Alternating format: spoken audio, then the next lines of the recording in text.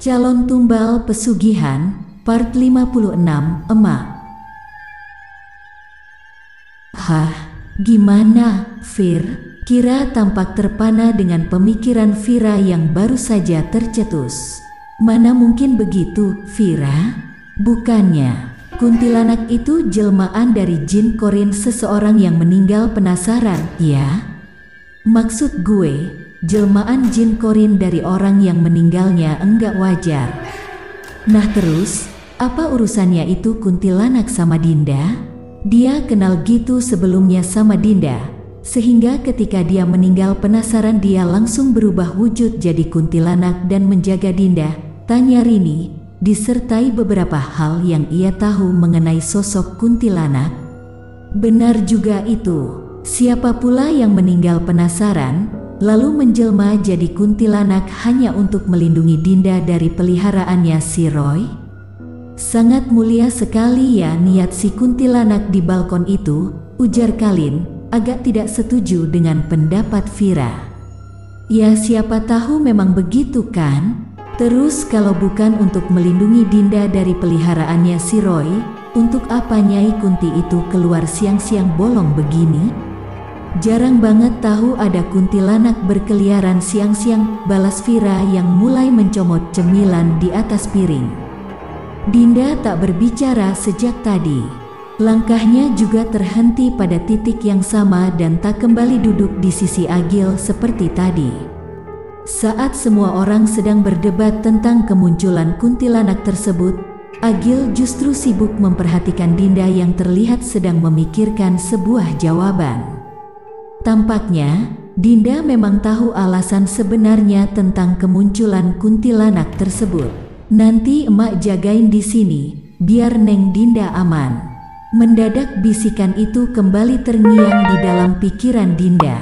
Seluruh ruangan yang ada di sekeliling Dinda terasa seperti berjalan lambat sekarang.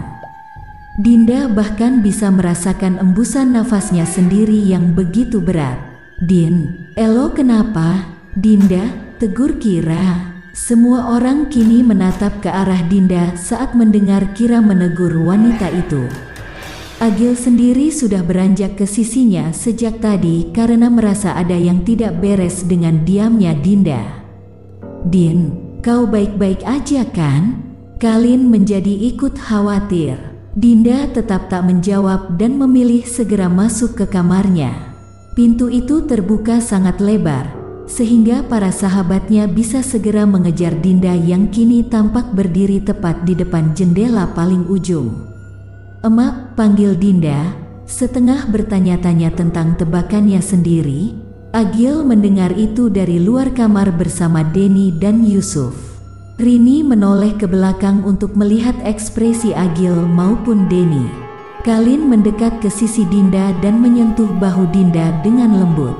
Din, siapa yang kau panggil? Tanya Kalin. Itu Kal. Dinda menunjuk ke arah luar balkon. Nyai, tanya Kalin sekali lagi.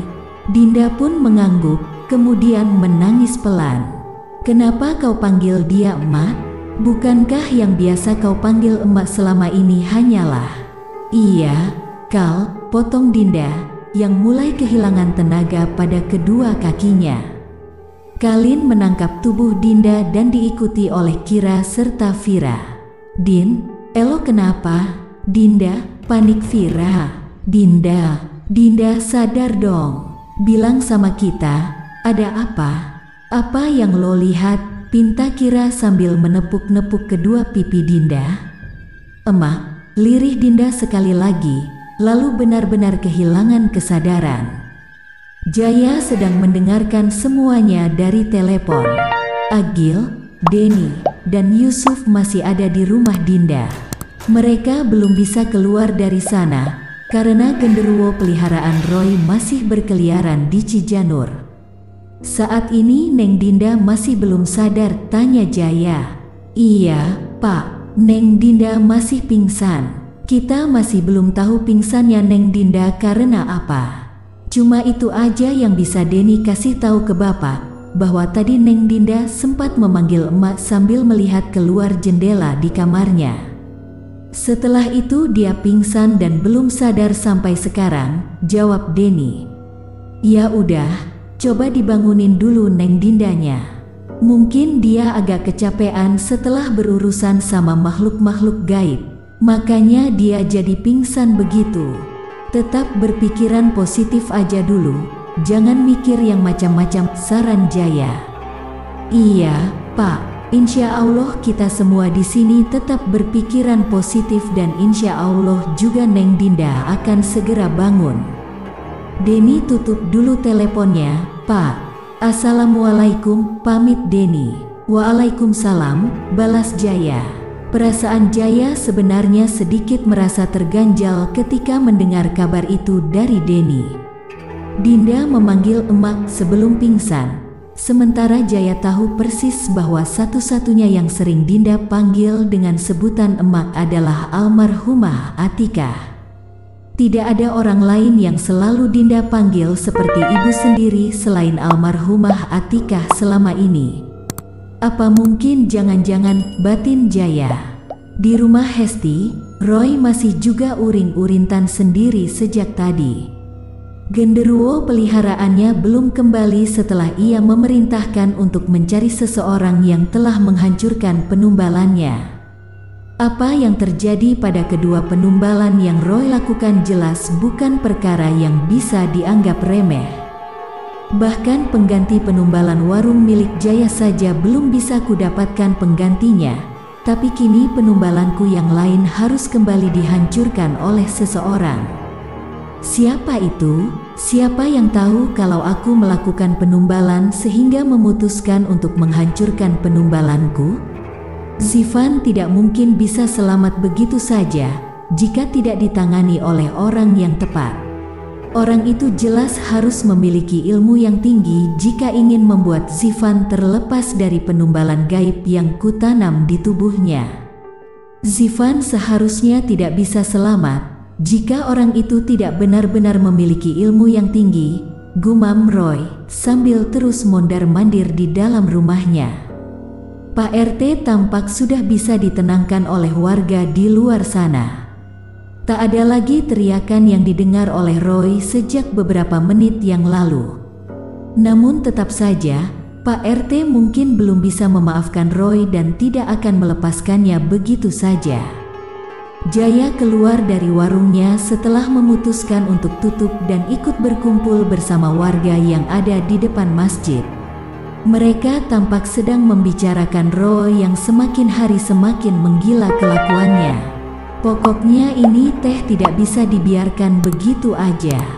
Kalau udah sampai hampir ada korban, itu namanya udah mengancam ketenangan publik, ujar Pak Agung. Itu benar, Pak Agung. Tapi kalau kita laporkan ke polisi, takutnya polisi meminta bukti pada kita.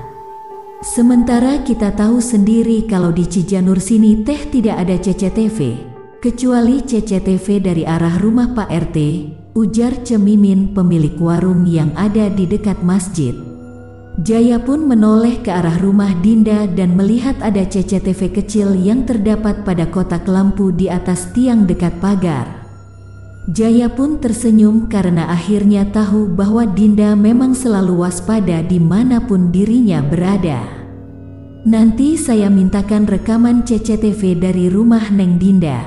Neng Dinda tampaknya pasang CCTV, tapi tidak terlihat oleh siapapun. Mungkin dia ingin mencegah Roy bertingkah sok baik kalau melintas di depan gerbang rumahnya, ujar Jaya sambil menunjuk ke arah kotak lampu.